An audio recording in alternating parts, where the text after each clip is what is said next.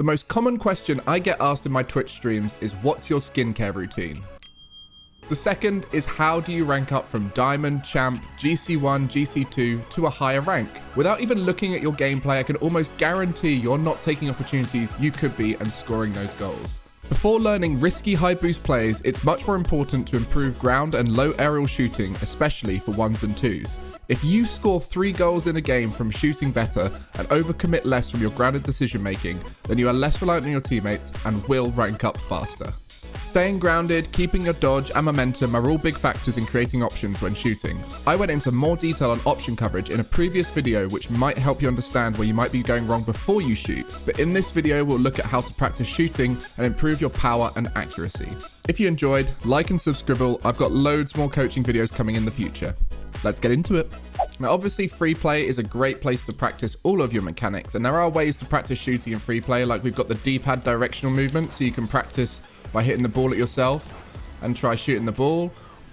Or you can get good at booming the ball into locations on the pitch and try and shoot from there. But just before we get into the mechanics of shooting, I'm going to remind you a little bit more about your jump, your single jump, your double jump, and how you can improve your jumping techniques. So first up, a lot of people will double jump for balls that they can single jump for. And when you rush your double jump, you don't go that high, and you probably go just about as high with a fully held single jump, as you can see here, compared to this. If you want to do a proper double jump, you need to be double jumping fully, holding down the buttons completely, which you only really do when you're going for high aerials. So a single jump is often enough to get as high as you want. And the other thing is, you keep your dodge for 1.25 seconds after your first jump ends. So if you hold that first jump for longer versus a quick little tap of it, you're going to keep that dodge for longer. And you'll be surprised how long you keep that dodge for after the first jump. Now, why am I reminding you of this? Well, because a lot of the shots you're missing in game are because you're wasting the opportunity by either double jumping, jumping too soon and losing your dodge, or not using your dodge correctly on impact. We're going to go through the stuff you do when you hit the ball using a few different training packs, and this will help you improve the accuracy and power of your shots. We're going to start off with some ground shots. So we're going to be looking at Ground Shots by Paquito. It's one of my favorite training packs to practice ground shooting. And with this training pack, the first 8 shots allow you to practice close range ground shots. Now, the key here is to be conscious of where you're putting the ball. It's no good putting the ball top corner if it wasn't what you intended, because you might have been aiming for the other corner, the middle of the net, maybe not even aiming for the goal. So you should only really be excited over placement when it's what you consciously plan to do. So in this training pack, the first 8 shots, I want you to aim for top left, top right, bottom left, and bottom right using ground shooting mechanics.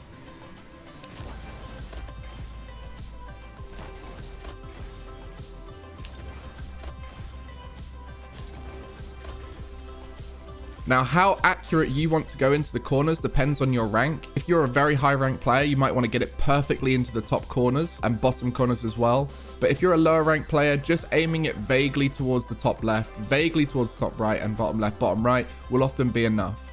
And if you do that for all 8 shots at the beginning of this training pack, it will prepare you for shooting better. Now, what you might find is you dodge too early, and so you find it very hard to control where you put the ball, because the dodge should be on impact, and it might change the power, the accuracy, and you might not be able to get it up into the net. So what I recommend you do is just jump through the ball, air rolling on impact without using your dodge, and just get used to aiming the ball like this, because this is realistically the majority of the shot.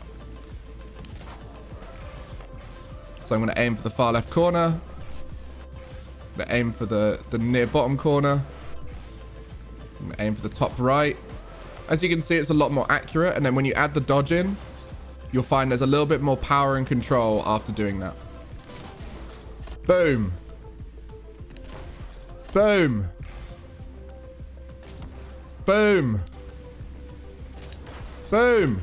So once the ball starts elevating off the ground in the ground shooting pack, you want to air roll across the ball, as it will create lots of power and control. And that way, if you dodge through it, you're going to get a lot more power as your car is rocking into the ball.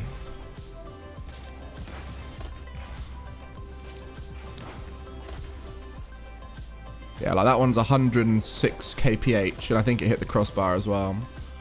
So you see the same thing we did earlier with the air rolling through the ball without a dodge. If we do the same thing here, Just like that.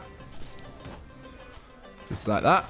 And then when you add the dodge in, you'll find that you have a lot more control than if you dodge early at the ball. Boom. Boom. Boom. Once you get to the 9th shot in ground shots, it starts to get a little bit different, and it's no longer about shooting the ball hard, but instead about being creative with your mechanics. Lots of different angles.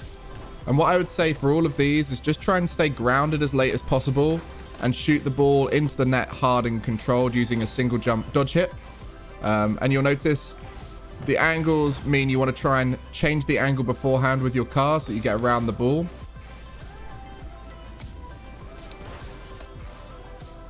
And then that way you can ping the ball nice and hard into the goal. See, if you jump too early, it can be a lot harder to control it. Obviously, if you keep your dodge, it's fine. But if you stay grounded to the last minute with these, you can even use that second jump to correct yourself. And you can aim any part of the net. If you're in a game here, the defender wouldn't have a clue where you're shooting it because you could shoot it anywhere in the goal with that dodge. Top left. Through the middle. Placement. Faking it high. Oh, this is so scuffed. I'm sorry, this video is scuffed already. Right, let's go on to the next one. So shooting in Rocket League is all about getting the ball from a random chaotic location on the pitch into a very specific location within the opponent's goal. So it requires a lot of accuracy, and it's also going to be more about where you shoot from and less about the target, because the target will never move. So these kind of shots we've just gone through with ground shooting are good fun because they're very common locations you'll shoot the ball from. Once you start getting to a higher level, you'll need to use much more mechanical moments to be able to shoot the ball. And one area that I think is really good to practice is shooting off the wall, because not only will it improve your shooting off the wall, but it'll improve your general aerial control anywhere on the pitch. So in this next training pack, we're going to focus a little bit more on single jumps off of the wall and how you can use your dodge in any situation. The code is on the screen right now, and we'll have it in the description too.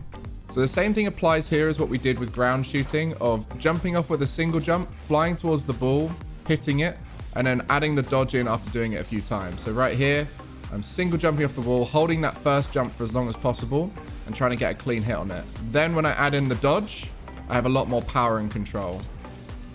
And you'll also catch your opponent off guard a lot of the time. You see how much longer your dodge sticks around for than you might realize? Boom. Just like that. So I just want you to get one shot where you get really over the ball and bang it down towards the net using that single jump dodge. And you'll see how much control and accuracy you have by holding that dodge to the last moment. And you'll catch your opponents off guard with very simple shots. As you work your way through this training pack, you'll notice the single jump off the wall, flying towards the ball without using your dodge. You can still get pretty solid touches, right? But then when you add in the dodge as well, it makes it so much more deceptive for your opponents. They won't know exactly where you're putting it, because with the dodge, you can change the direction of the ball in any way you like. So you can go high, you can drop the ball down low, you can look to set yourself up for a double tap.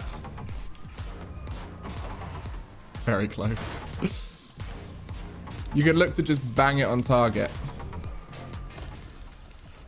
So keeping that dodge every part of the pitch, whether it be off the wall, whether it be off the ground, to be able to deceive your opponent, will not only make it harder for them to save, but it will give you more control in the final moment. It does make it more technical, it makes it harder to do, and so you have to practice it and get a lot better at it. But this is a very simple, fundamental mechanic that I'm sure you're all capable of doing, but maybe you don't integrate enough into your game. You want to be learning and nailing this before you start learning and nailing flip resets, crazy double taps, off the ceiling hits.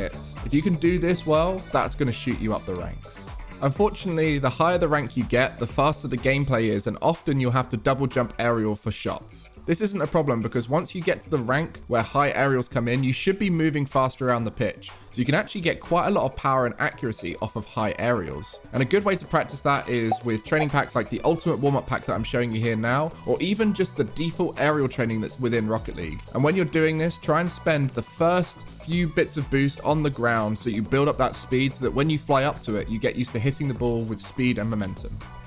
What you really want to focus on when you're going up for the ball is getting there as late as possible or jumping up as late as possible so that when you hit the ball, you're catching your opponents off guard. And then also when you hit that ball, you want to be air rolling through it so that you create a lot of power. In the same way we did with the other shots, but with a single jump, you're just going to be doing that with the double jump. So that's why that air roll through the ball mechanic that we mentioned before is so important. It's because it impacts every touch on the ball that you make. It gives you that little bit of extra control. And it's something that you might forget when you go under pressure or you're in a fast-paced ranked environment. So if you can start nailing it when you're in training, then that's going to be when you're going to start nailing it in ranked games or tournament matches. Just one for the road now. Get a nice little boom. Bang. Absolute clanger into the top left corner. The big advantage as well to double jump aerialing like this is it allows you to follow through your own balls a lot better. Because if you air roll through it, you're going to find yourself connecting with the ball, but also not recoiling off of it, so you can start following it up yourself. Up we go. Air roll through it. Create double tap. Just like that. Fantastic. Remember what we said about shooting. It's about finding the ball in a random location on the pitch, and custom training sort of create that environment where the ball's in a random location. But obviously these are readable because you know exactly where they're going to be. In a game, you have to read the ball, get in position, beat your opponent to the ball, and then accurately send it towards the net, all of which can be quite tricky. So that's why you really want to nail the mechanics of it in training so that when you go into a ranked game, you're ahead of everyone else in the lobby in terms of speed, read of the play, and that accuracy on your shooting. Bang. Just like that. In this video, I've given you a few tools on how you can improve your shooting in Rocket League. If you go away and do 1,000 reps of shooting in custom training and free play, and then go into ranked and do 100 or so conscious shots on target under a ranked environment, you will get better at shooting. So this is your chance now to go away, get those reps in, and improve your shooting for when you're competing in Rocket League. Like every mechanic, this needs to be part of a balanced practice routine. If you're unsure on how to sort out your own practice routine or how to integrate this into what you normally do, maybe go check out my video on how to warm up like a pro to rank up fast. In that, you'll notice there is a specific section in your warm-up routine to integrate shooting in section 3, personal specific warm-up. Make sure to go check out that video after watching this one, as you might learn a few other things about how you can improve your warm-up routine to make sure you're best prepared for a day of competing. Let me know how it's going in the comments below, and as Great Turbo Pulsar once said, you score more goals than your opponents and you'll win. So start being the reason your team wins. What went wrong in the sweeping motion? They scored more goals than we did in some matches. That's probably the main reason we took them to game 5. That is true. That is true.